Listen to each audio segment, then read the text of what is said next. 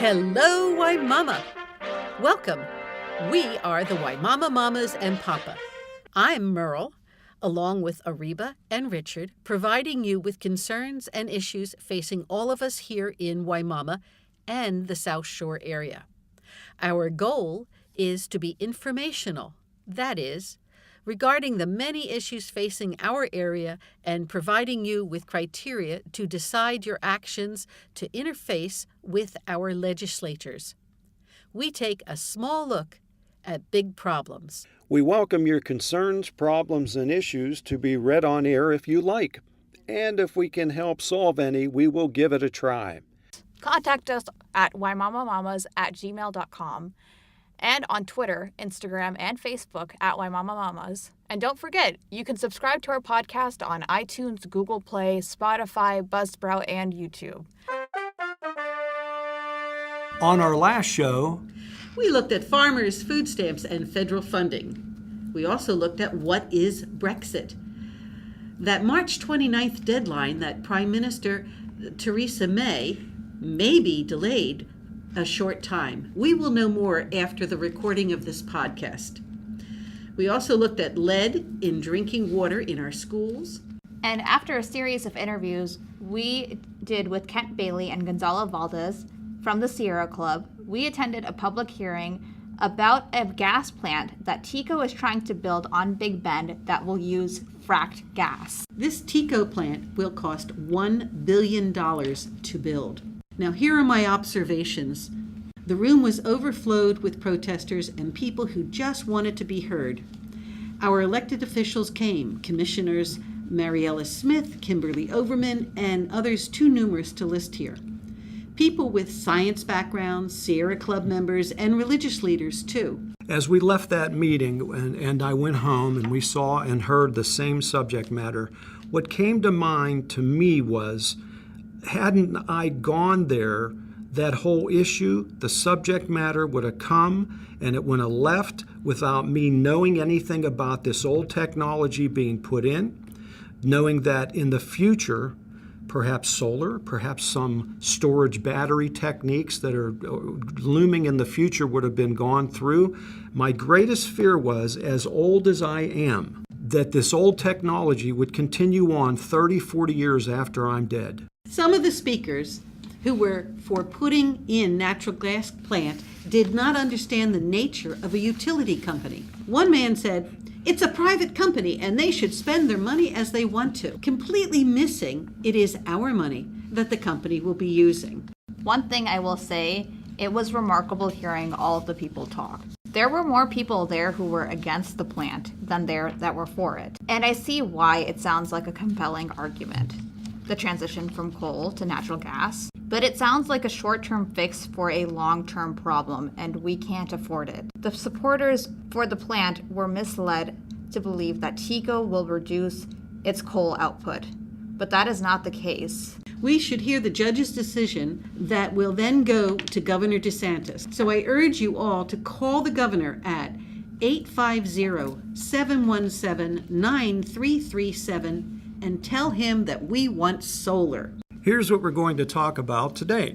Money misspent by Florida Department of Transportation, traffic, wage inequities, South Shore area and population density. We will be interviewing Liz Gutierrez about enterprising Latinas. Fran is back with a segment titled, Does Voting Matter? And we have a new segment all about science with Debbie.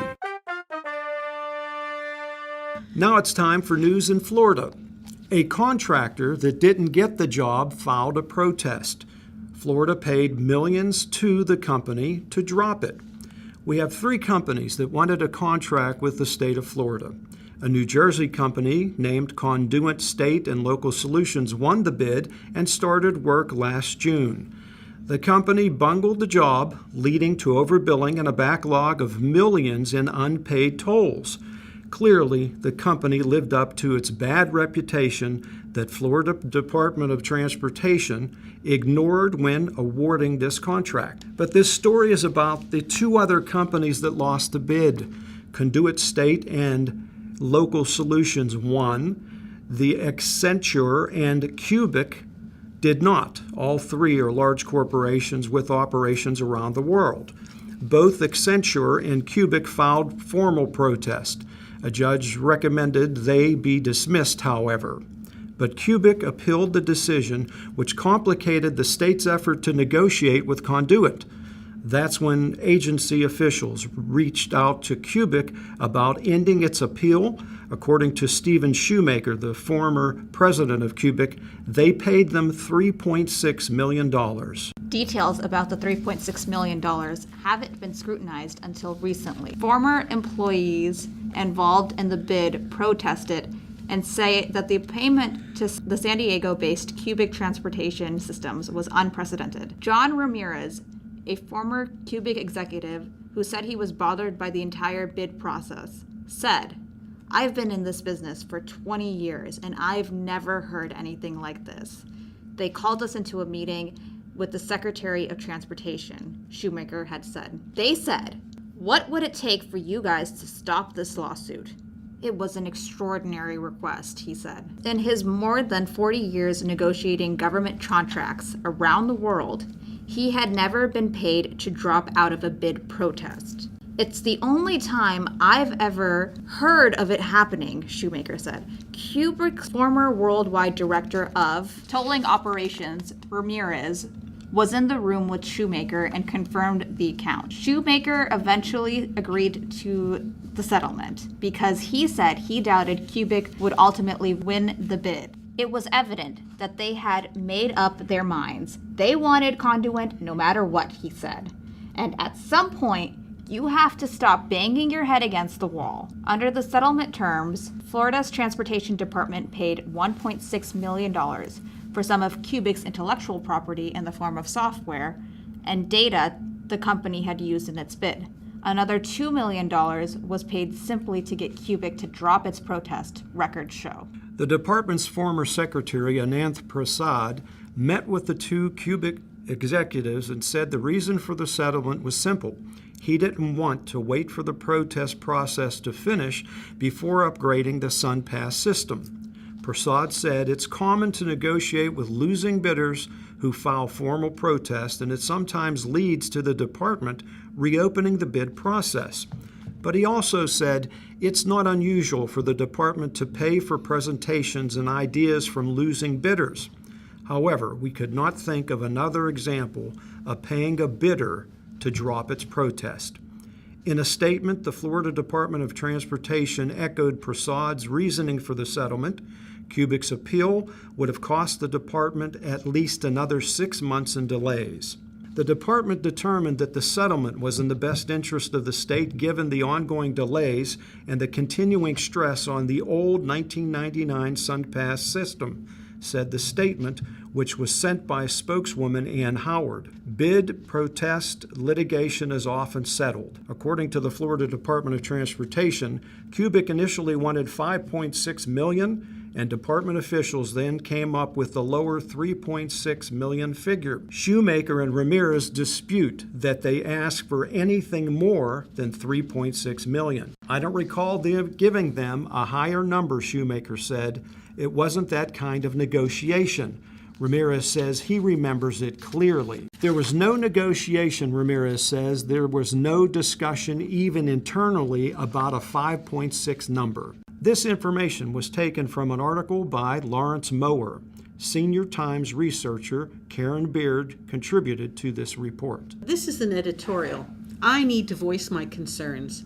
The company that was awarded the contract bungled the job, leading to overbilling and a backlog of millions of unpaid tolls. Also, a judge recommended they be dismissed. One company did appeal further. Now, I can see extending the bidding process would delay updating the 1999 software, and that wouldn't be good. But our tax dollars went to the amount of $3.6 million to pay for nothing. We received nothing. $1.6 million went toward the purchase of intellectual property, and $2 million went toward getting Cubic to drop the bid. I understand that companies go to a large expense when bidding for a big job like developing a computer system to track and bill money from toll roads. But if you don't get the job, you shouldn't be refunded expenses as you use the computer program to bid on other jobs in other states.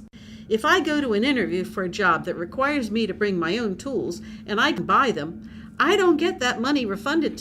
Typically, with the federal government in the bidding process, if you are required to attend a meeting and have to fly in, you don't get reimbursed. I do not know if it's a tax deduction for the companies doing business, but it may be. I want to know why $3.6 million was given away by FDOT, that's the Florida Department of Transportation, when our state roads need expanding and we need light rail to move commuters. Call our governor, Governor DeSantis, at 202-225-2706 and ask him why FDOT gave away $3.6 million and received nothing in return. Don't know what to say when you call? Don't worry, we posted a script you can follow on our Twitter, Instagram, and Facebook. Now it's time for the Hillsborough Closeup. We live in Hillsborough County, the place, incidentally, with no hills. Can I talk about my opinion about what is happening where I live? Ariba and Richard, are you two okay with me going off script? Absolutely. Go ahead. I am worried about the SouthShore area. We have so many new housing developments starting to build that I wonder what the traffic is going to be like when all those people move into their new homes. So you want to keep Wimauma to yourself? Don't get me wrong. I want people to come to this area. With new people comes new ideas, and we will get new stores and restaurants coming to our area, and that will make all of our lives better. What I worry about are the cars on the road. With all those houses coming, comes cars. Sometimes 2 cars per house, but if the children live at home after high school, you could have 4 or 5 more cars on the road. How are we going to get to work in the morning? The more I talk to people living around the South Shore area, that is the first thing they mention. People who wait in line to get on to 75 say, there are too many cars now. We have so many developers that I can't list them all. But if I go down to Big Bend, there is Waterset as an example. Waterset is a development. They have 1,349 acres. They have built 1,300 homes and expect to build 3,000 to 5,000 homes when finished. Now go to south on 301 to just past 674, and there is Vista Palms, where the build-out is 400 homes. We definitely need, at the very least, a bus service going to Tampa and possibly express to MacDill Air Force Base. As I see it, we need a large plot of land where commuters can park their cars and catch a bus all in one spot. Most of these buses would be express buses. Then, when they get to downtown, they go to one area and local buses come there to pick up commuters and take them to their desired areas for work. Another idea is to maybe lease from the railroads and run light rail down to downtown. The light rail would work as the same as a bus idea. Both ideas will be beneficial in supporting the new communities. The express to MacDill would allow military service members to have a faster commute while continuing to facilitate personnel who need transportation into Tampa. If you like these ideas or have other ideas, call your representatives and tell them what you want done to help us get out of this traffic mess we are in today. When we interviewed former candidate for Hillsborough County Commissioner Andrew Davis about our traffic problems, he said that you should contact your representatives about the things that they have direct responsibility for. Here is who to telephone. Have an issue about I-75? Should we get federal funding for transportation projects? Contact Congressman Vern Buchanan at 202-225-5015 for federal assistance. Have a problem with state roads and state transportation? Call Florida Senator Bill Galvano at 850-487-5021 and Florida Representative Mike Beltran at 850-717-5057 for state assistance. And you know there's no shortage of local transportation issues. For those problems, you should contact Hillsborough County Commissioner Stacy White at 813-272-5740. Let us know what you think by contacting us on Twitter, Instagram, and Facebook at Wimauma Mamas, and on email at wimaumamamas@gmail.com. Let's take a look around the country and world. Today it is around the country. Our title for this segment is Mind the Gaps: the past, the present, the future of wage inequities. Imagine being paid less than someone else for doing the exact same job with the exact same qualifications. You and this person who's making more than you went to the same school, you had the same GPA, you worked the same jobs, your resumes look exactly the same, and this person makes more than you. Is that fair? Yes, folks, we're talking about the gender pay gap. This is a topic that affects everyone. It may be your wife, it may be your daughter, or even your mother.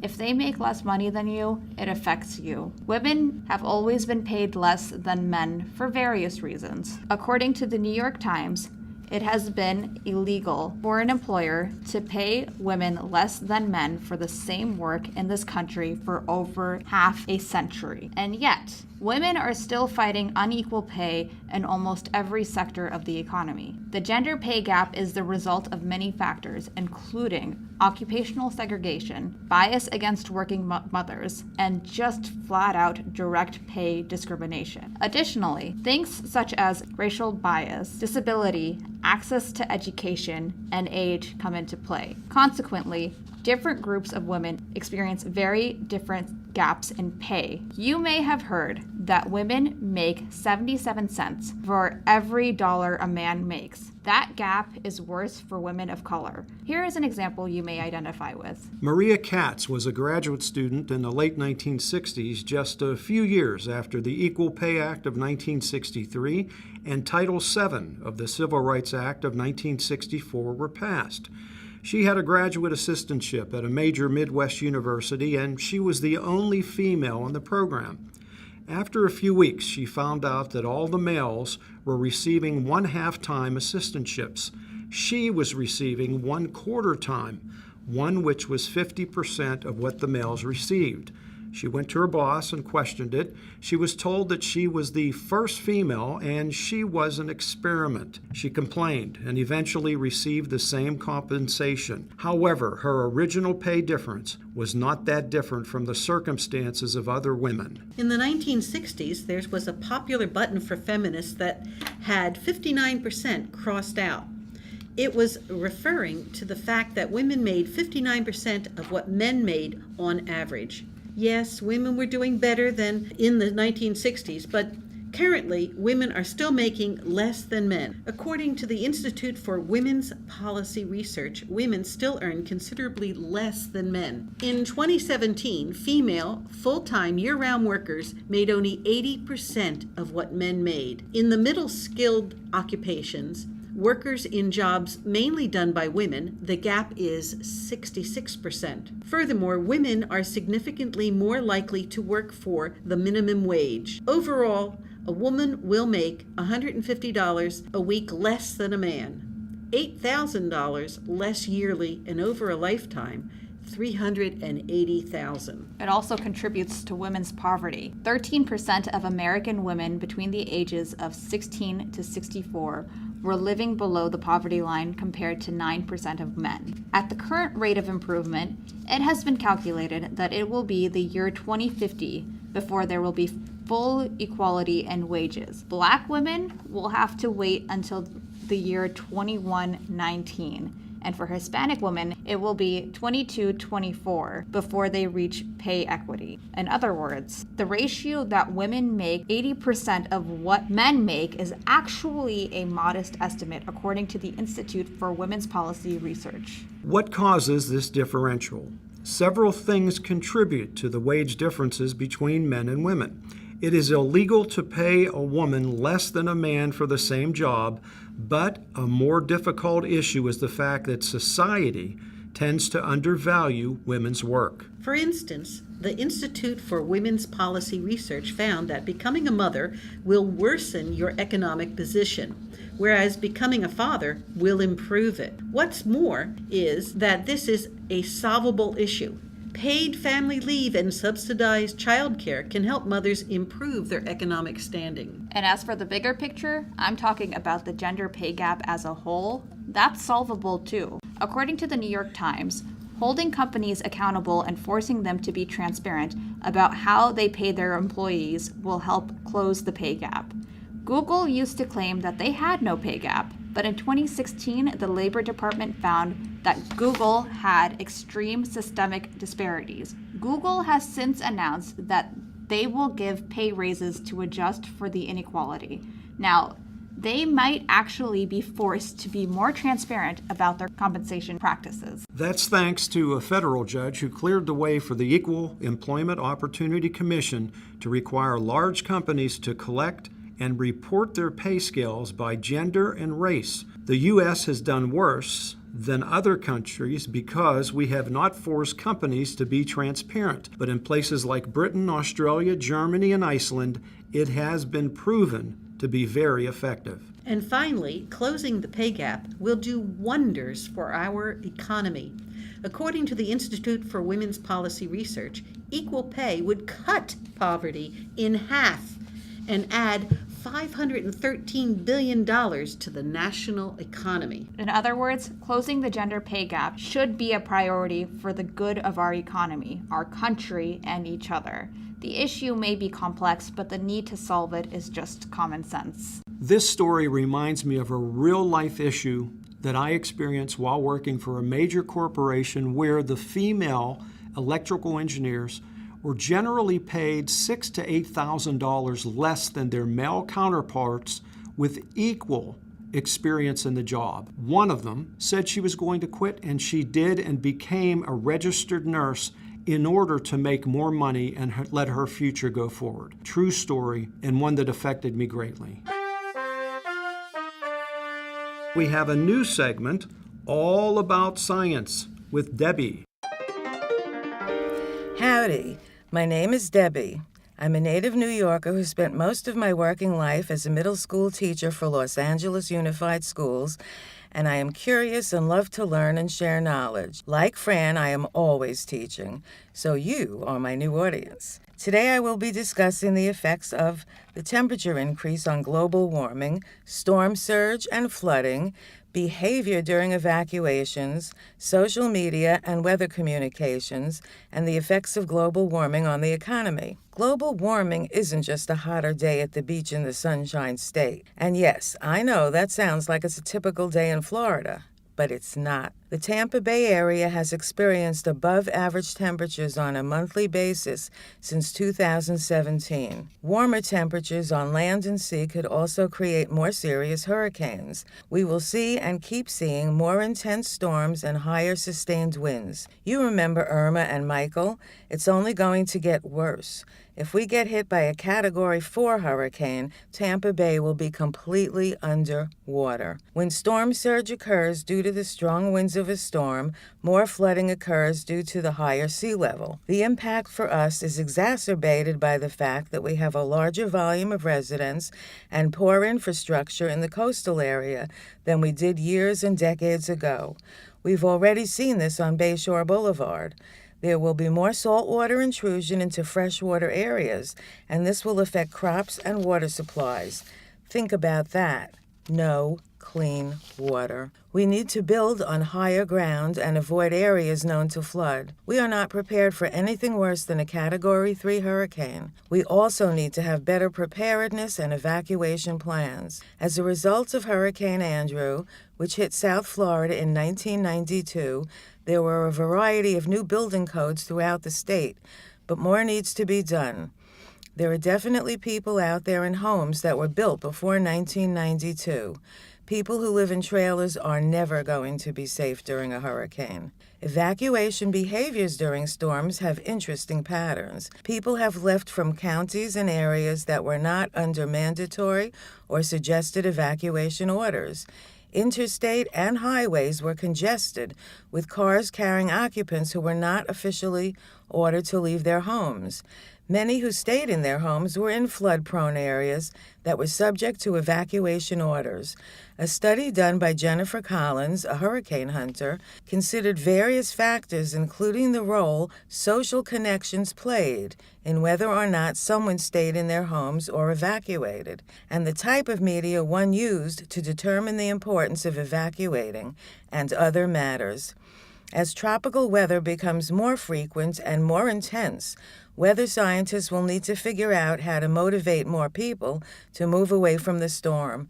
But what happens when people don't literally or figuratively get the message? Lives are lost unnecessarily, and first responders are put at greater risks. Brian Lamar, the meteorologist in charge of the National Weather Service in Ruskin, observes that social media causes uneducated people to have a skewed perception of many things. People don't understand the weather terminology, and they naively or deliberately share false information. Part of the problem is that more photos and videos are out there because more people carry cell phones and share images. The advantage of social media is that the weather forecasters can engage with the public to share vital information and climate news. Global warming affects the local economy in Florida. The supply chain can affect produce and dairy products. Restaurants will disappoint tourists and locals. The weather situation has pushed several citrus growers out of the state. Hurricane Irma, which was a Category 1 when it hit Tampa Bay, devastated the citrus industry, which is vital to our economy. Tourism is affected. Storms and red tides cause people to vacation elsewhere. We have thousands more respiratory problems among residents because of smog pollution. This keeps children home from school and adults home from work. America's biggest living coral reef, a popular tourist attraction, is found in the Florida Keys. The coral reefs are experiencing irreversible damage because of warmer ocean climate. There is a reef-based economy worth $4.3 billion in annual income for workers that is being threatened. Will public policymakers and elected officials respond appropriately? There are long-term interests and short-term interests, and sometimes the solutions conflict with each other. The sad thing is that the inaction on climate change means that we, the general public, have a lot at stake in both the long-term and the short-term. Keep a lookout for the next podcast when I will discuss the pros and cons of vaccines. Have a good day. Fran is a good friend of mine and a neighbor. Fran taught social studies and more at high school level for 35 years. She was so good at her job that at times she still thinks she is teaching and always will be. Now it's time for the Did You Know segment. Does voting matter? One of the most important rights we have as citizens is the right to vote. Yet 4 out of 6 eligible voters don't vote. It is through the power of the vote that citizens can be heard and change policy. As you listen to the Wimauma Mamas podcast, you become aware of so many issues that affect us daily right here in Wimauma. A group called Care 2 reported that before the 2016 election, in the past 5 presidential election years, more than 1/3 of voting-age Americans didn't bother to cast a ballot. In fact, we were ranked 27 among developed democracies on voter turnout. So why don't people vote? There are many reasons, but one of the most important ones is that many people believe that their vote doesn't matter. According to Care 2, a 2015 report on Why Voting Matters states that voting plays a significant role in the distribution of government resources, such as taxes, as well as the size of government and who benefits. According to Common Cause, the lower voter turnout of young, poor, or otherwise marginalized groups have a definite impact on how they are represented in government. For instance, if you are a young person raising a family, what is important to you? Access to good health care, improved wages, improved public education, more public transportation, and better access to better roads to alleviate traffic? What about government programs such as food stamps, Medicaid, affordable housing? Or what about environmental issues such as toxic wastes in our waterways, toxic effect of fossil fuels on the air we breathe, the red tide, rising sea levels, changes in climate that we have seen the intensities of hurricanes that have recently hit Florida. So how do we get our elected representatives in local, state, and federal government to act on your needs? The only way that you can change policy is by learning about the issues that are important to you, your family, and your community. Then vote. Vote for the candidates that work for you. Elected officials tend to support the constituents who voted them into office. They know if they don't support or act on the issues that they promised you, they will not be reelected. So therefore, your vote does matter. Liz Gutierrez is a community development professional with extensive experience organizing communities around a vision for community change. Liz has a master's in community economic development from the Southern New Hampshire University and has enduring ties with community leaders she likes to take credit for discovering and supporting through her work in the Northeast and West Coast communities of Florida. Through Enterprising Latinas, Inc., or ELLI, which she founded in 2009, Liz is improving the quality of life of the Tampa Bay area by promoting the economic prosperity of low-income women, particularly among Latinas. Among her many endeavors as ELLI's CEO, Liz is transforming community challenges like a lack of childcare for children and limited public transportation in the community into new economic opportunities for women. In addition to her work with Enterprising Latinas, Liz consults with government agencies, funders, nonprofits, and allied organizations that are committed to building the capacity of the nonprofit sector so they can become a united force for community change. As anyone who knows Liz will tell you, she is a great dancer, terrible cook, and adoring mother to her son, Willie. Welcome, Liz Gutierrez, to Wimauma Mama's podcast. Yes. Liz, can you tell us how did you pick Florida? How did you pick Wimauma? What brought you here? And did you come from another area? Long story, long journey. So I am an immigrant from the Dominican Republic. My parents immigrated to the U.S. when I was about 6 years old. Actually, they came to the U.S. when I was younger, but I came to the U.S. when I was 6. And we lived up north in a little mill town called Lawrence, Massachusetts, which happens to be one of the very first planned cities in the United States. Oh. And in 1982, my family moved to Florida because as Caribbeans, the cold weather got to be too much to them. And I was actually still in high school when I came to live in Florida for the first time. But I went back to what felt to me like my home country, which was Massachusetts, and went back, got my education, really did my work history there, and then came back to live in Florida. And ended up in Wimauma as a result of the work that we're doing. Did you know my Wimauma beforehand?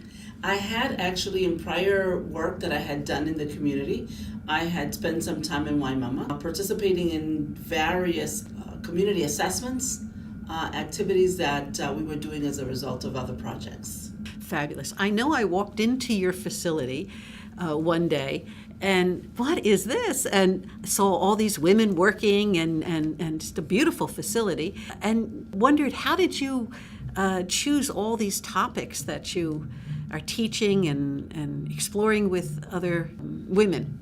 So Enterprising Latinas, so our organization is about women's economic empowerment. And as a newer organization, we've only been around technically since 2009, but really only been active since 2014. Because in 2009, when we incorporated, the economic downturn, remember the recession, had occurred, and it was really not the best time to start an organization that was looking at poverty from a long-term perspective, right? And so we wanted to create an organization that was about changing the conditions for people at the individual as well as community level. And so we decided to focus in Wimauma because when we thought about the change that we wanted to create and having the big vision that we have, right? And which is to, make Tampa Bay a great place to live, but also to have Latinas that live in this community become contributors to that better place, but also beneficiaries, right? So acknowledging that we bring a lot to where we are, that we bring a lot to our community, we envisioned a place where it could grow and become prosperous, but because also this group of people was thriving. And so when we looked at places throughout Hillsborough County where there was a need, we looked at communities where there was a high population, a predominant Latino population, where we looked at poverty index and what were the conditions in those communities. And then we also looked at what were the resources that were available to people that lived in those communities. And so when we made our list, there was about 5 or 6 communities that we could have been working in. We actually decided very intentionally to focus on Wimauma because, it filled all the buckets: high poverty, high predominance of Latinos, but very low opportunities in terms of access to resources. So although probably is one of the most challenging communities because there are many barriers to overcome, we felt like if we can make a difference for people there, then we could do this just about anywhere. And so it's been like an amazing journey to be here in this community and to actually now be able to see almost literally the change that we can create. So it's very exciting to be involved in this work at this moment. Can you tell us some of the programs that you're working on in your facility? So I would like to say that the work of our organization has 2 major characteristics. There's a work that we're doing around women, helping women themselves, Latinas, Black, white, whoever you are, to improve your economic prosperity, right? To increase your economic opportunities. And that's one of the ways that we're working, is working with women on an individual basis. And there's lots of different types of activities that we're doing. And then the other characteristic of the work that we do has to do with the place, has to do with the conditions in the community, understanding that there are limits to what an individual can do and change if the conditions in the community stay the same, right? So our work is kind of twofold: individually based and community based. And on the individual level, we have what we call and refer to as our A-frame, which is the 3 A's that really form and shape the work that we're doing. The first A has to do with agency, helping women through a coaching and mentoring process identify who they are and where they want to go. Because we know from research and the work of other organizations internationally that if women themselves don't drive their own change, that there's very little that the rest of us can do. So it really starts with you. And as it says on our wall in our center, when you make a decision, the universe conspires to make it happen. So we're big believers in that change starts with you, and you're the deciding factor. But then we want to help you also create access to the new opportunities for yourself. So, and then the 3rd A has to do with assets, tangible assets, intangible assets, getting an education, getting a certificate so that you can enter a startup kind of a position, right? Whether it is in healthcare, whether it is in childcare, whether it is in business. Like, we want women to own their own, right? Whether it is in education or whether it is entrepreneurship or whether it is a combination of all of those things. If women can have a sense of self and become decision makers and make good decisions in their self-interest, if they can build some assets, right, that help them and their children improve their life now and into the future, and if we can be a part of creating access to resources, which it's not just like human services or human resources, but it could be the marketplace, like the women, for example, that have been hired, by your group, for example, or other groups in Sun City that have said, oh, you're a caterer, let me hire you so that you can cater my party or my event or those kinds of things. So we're an organization that's about change. We're not a charity. Yes, we are a 501c3. Yes, we will accept your donations. Thank you. Yes, but we're not a charity. We're about creating change, right? In an individual. On the community side, some of the things that we're doing have to do with disparities that exist in the physical environment. For example, we have an issue in Wimauma where there's very little public transportation, or should I say none? None. We have determined that ourselves. Okay? Right. So rather than wait 25 years for all of the stars to align so that public transportation can be realized in this community, we said, we'll do it. We will provide the transportation. So we're starting a business. It's called Arriba Transportation. And starting in June, we will be providing services throughout the neighborhood. We have a busing service. It's going to run 5 days a week, 12 hours a day, and we're hiring 10 women from the community to run those buses. Okay? Great. That And that's sounds gonna fabulous. create economic opportunity for them, and it's going to unlock economic opportunities for others that can't take a job or keep a job, go to school or stay in school, as well as get access to all the other basic needs that they have. And so that for us is one way that we are transforming a challenge that exists in the community and creating an economic opportunity from it. Same applies to the issue of childcare, right? 25 square miles, over 1,800 children under the age of 5, not a single center. So we can change that. So one of the things that we've been doing, we've trained over 40 women to become licensed family child care home providers.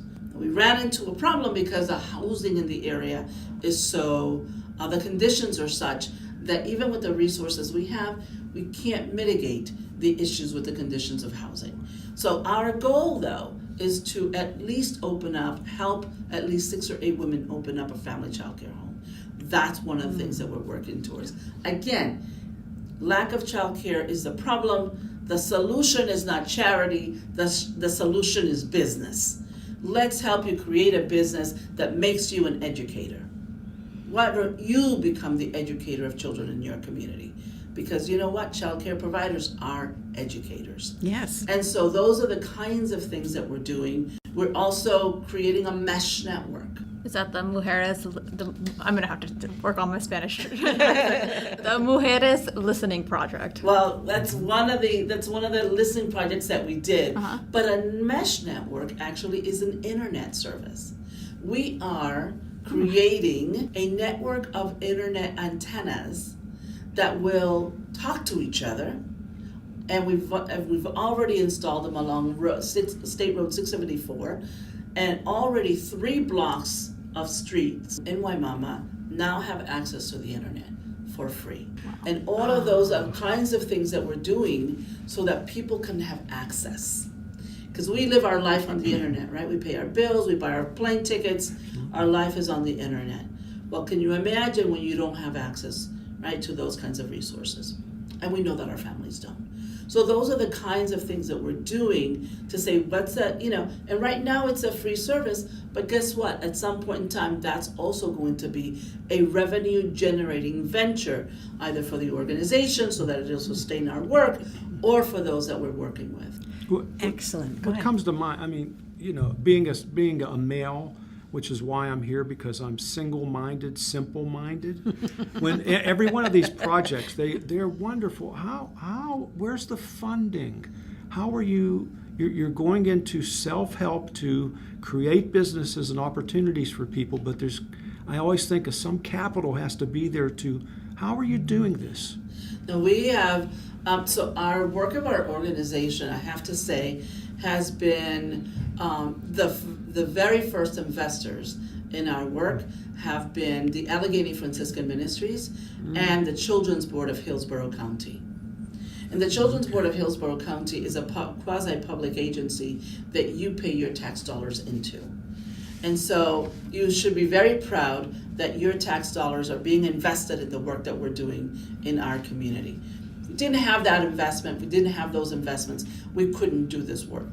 The Allegheny Franciscan Ministries actually is a foundation that was created as a result of the sales of hospitals that nuns, Franciscan nuns, had built in the state of Florida from the 1900s. Wow. And so now that foundation exists to support this kind of work. And they have a special initiative in Wimauma called the Common Good Initiative that, and it's through that initiative that we actually get to receive some funding, the funding that we use to be able to purchase the property that we have, which is, everybody may know Rachel's Country Kitchen. We bought that building, converted the restaurant into a community center, and we're looking to expand it so that more workforce opportunities are being offered on site where people can walk to it, people can get to it, and people can feel like there's a home away from home for them. And that's what you were talking about, Merle, where you said, oh, this place, what is it? What's going on here? What's the deal with all this pink and all of these butterflies, right? They're beautiful, by the way. They really are. We're really trying to create a place where people feel inspired. Yeah. Where they can actually discuss their aspirations with others. And when we can help them figure out how to get to that aspiration, how to realize that aspiration. Talent, as we say, is everywhere. Opportunities are too. Sometimes a missing link is information. Sometimes a missing link is the resources. Sometimes a missing link is the tools. Or the confidence. Yes, absolutely. And so that's why we're there. Can you think of any notable stories that really opened your eyes and made you think, wow, we're really impacting people's lives? Yeah, now there's one person that comes to mind. So we met this young woman 2 years ago when we were doing a listening project, a Mujeres listening project. Working on my Spanish accent. And we did a focus group, and about 24 kids came, girls and boys. We met this young woman who came with her boyfriend and their little baby. And he's very active, he was a showman, he's awesome. But she was very quiet, and she didn't say very much. But later, we got to know her, and we got her involved. We found out that she hadn't finished school. Oh. That she was this close, very, very close to finishing. But for whatever, she had a baby, she got disconnected from school, she didn't think that it was in the cards for her to go back. Oh. So today, this young girl not only finished her school, Wow. didn't get a GED, she finished her high school, got her diploma. Nice. She didn't know how to drive, she was scared to death of driving, she's now a driver. Wonderful. She is an entrepreneur. She has started not one business, she's got several businesses going. Nice. And as a result of all of this, her family has just rallied around her. Right? So she's starting a food truck business. She's got her food truck. She's doing all kinds of amazing things. She's involved in everything. Yeah. Wow. Okay? She's involved in everything. And now she's in a leadership program with Allegheny Franciscan Ministries where she's learning what it is to be a community leader so that she can be a voice for the community. Not me, but she. Right. Right? So those are the kinds of stories that just say, okay, we're on the right path. Yeah, it was there all along, and it never would have come out without a little hand to help her. Yeah. It's a Wizard of Oz story, isn't it? Yeah. No. It's already in there. Click your heels. You don't have to, but Exactly. It's already in there. And then to that point, you invest in people so that they can invest in the community, and then we all ultimately end up benefiting from that. That's right. Absolutely. A stronger Wimauma benefits everybody. Everyone. And so we're doing things like, for example, we have a project called Wimauma Now, with the notion that this is a place that's in the midst of major transformation. Wimauma is in the midst of major transformation. And for some it will be good and for some it will not. And so we want to make sure that when we talk about prosperity, that we're talking about prosperity for all. And so there's a very good chance that as a result of the development that's occurring, of which none will serve the population that's there, Yes. that this is a community that will be gentrified. Yes. Right. Urbanization is coming. Yep. Right? And so what we can't stop the development, it's going to happen. But again, can we convert that into an opportunity? And we know that the agriculture that is here will also go away as a result of one industry replacing another. And so can we skill up the people that live in this community? What kinds of new skills do they need to be learning? What kind of skills do their children need to be gaining, right? So that they can take advantage of this new economic wave that's coming as a result of the housing. So we can look at it from a negative perspective, or we can choose to look at it from a positive one. And if we do, we can create new opportunities.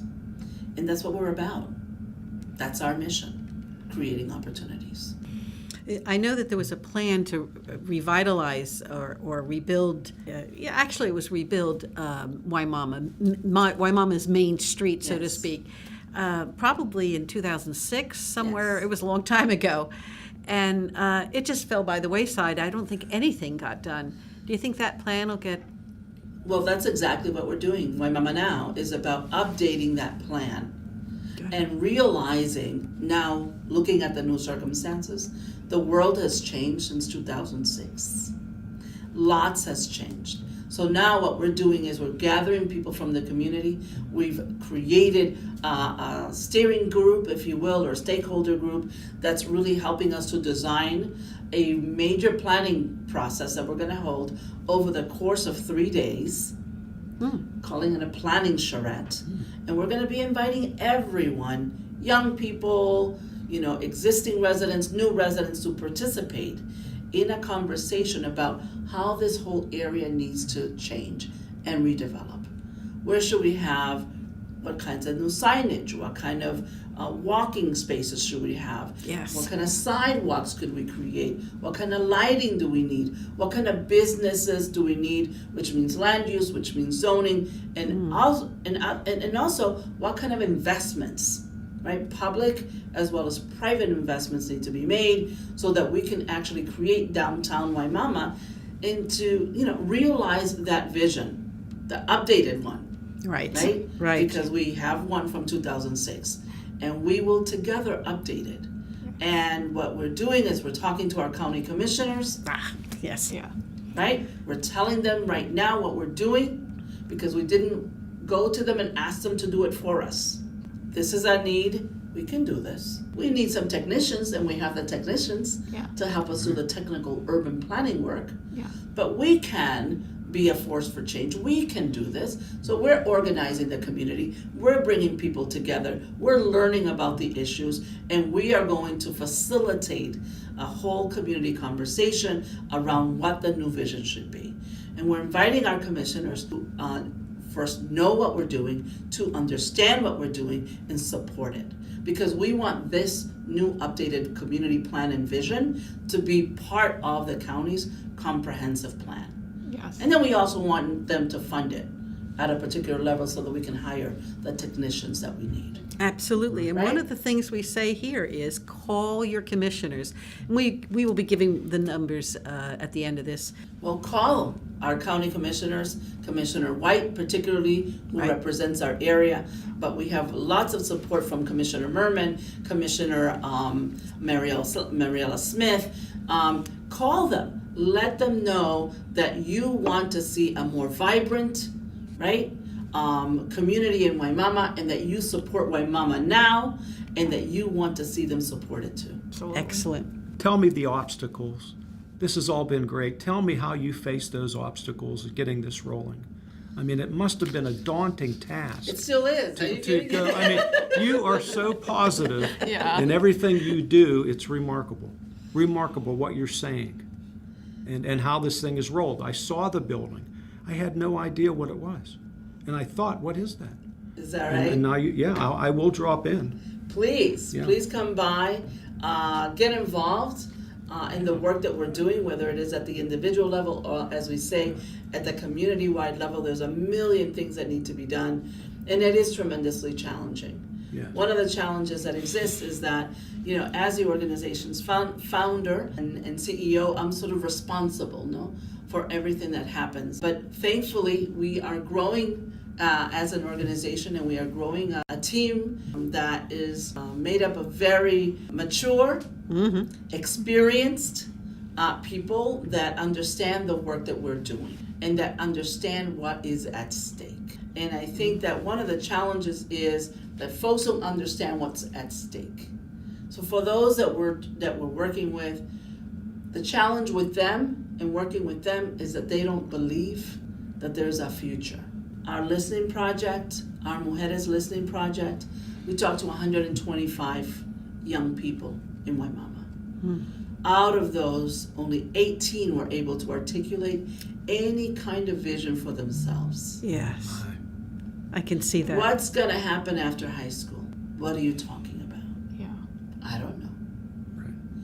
When that occurs, and when you have so many young people in a community that don't know where they're going, it's a dangerous situation. When they don't understand their value, and they don't understand their worth, and they don't understand what they represent to the rest of us, right? So we have to help young people understand, which means that we have to work with their parents. Because their parents have to understand that there are opportunities for them, even with all of the challenges that they may face. That organizations like ours exist, that people like you exist, that want to lend a hand. Right? So our role really is to sort of be a convener and facilitator of all of those resources so that people that live in this community can realize their potential to the fullest degree. But it is challenging because you're growing an organization and we are a business, right? And it's really hard to do this in a way that people can understand and respect you even if they don't agree necessarily with you all the time. But you know, you just have to do it. Because if we don't, who will? Who's going to do it? I think that's wonderful. I really do. And the fact that some young people don't have it in their heart to believe in themselves is very, very sad. Yes. And I'm very touched by that. And that's wonderful work that you're doing.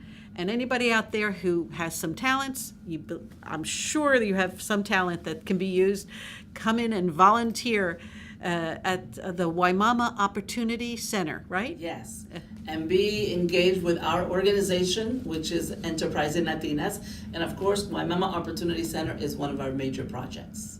Fabulous.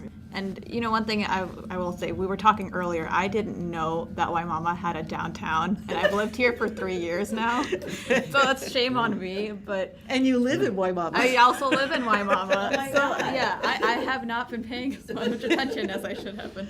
But what I am saying is, like, just from listening to you talk about Enterprising Latinas and what its vision and what it stands for is that Wimauma can shape our own future. We don't have to wait for other people. No.